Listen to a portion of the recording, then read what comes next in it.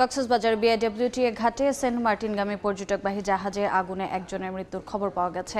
আগুন নিয়ন্ত্রণে কাজ করছে ফায়ার সার্ভিসের 2টি ইউনিট। সকাল 7:45টার দিকে আগুন লাগে। খবর পেয়ে ছুটে যায় ফায়ার সার্ভিস। এ ঘটনায় জাহাজের ক্রু সহ 15 জনকে জীবিত উদ্ধার করা হয়েছে। 194 জন যাত্রী জাহাজটিতে করে সেন্ট মার্টিনে যাওয়ার কথা ছিল। পরে 120 জন যাত্রীকে অন্য জাহাজে তুলে দেওয়া হয়েছে। বাকিরা যেতে পারেননি। আগুনের কারণ জানতে 5 সদস্যের তদন্ত কমিটি গঠন করা হয়েছে।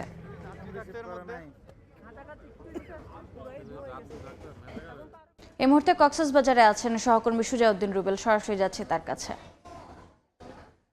রুবেল, সেন্ট মার্টিনগামী জাহাজে আগুন লেগেছে 6:20 সে এখন 10:30 পেরিয়ে যাচ্ছে, কিন্তু এখন পর্যন্ত আগুন নিয়ন্ত্রণে আসেনি। আগুন নিয়ন্ত্রণে কাজ করছে ফায়ার সার্ভিস এবং নৌবাহিনীর কর্মকর্তারা। আমরা সেটি লক্ষ্য করছি।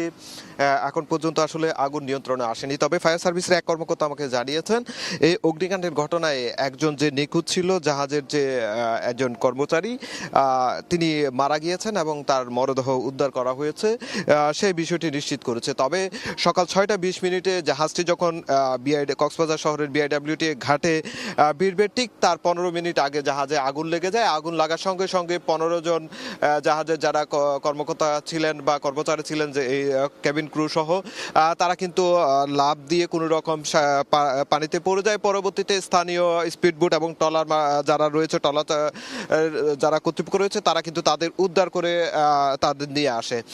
এরপর থেকেই কিন্তু এখনো পর্যন্ত এই যে কক্সবাজার বিআইডব্লিউটি এর ঘাটে দুটি যে সেন্ট মার্টিনগামী জাহাজকে এখন পর্যন্ত ছাড়তে অনুমতি দেয়নি। 11টার পর তারা ছেড়ে যাবে।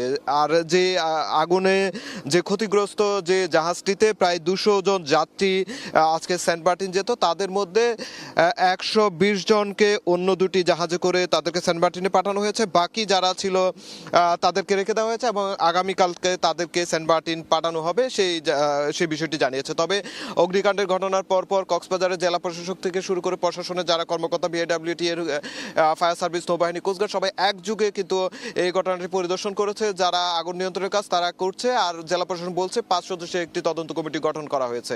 তো এই ছিল আমার কাছে সবশেষ। সরাসরি যুক্ত ছিলাম কক্সবাজারে।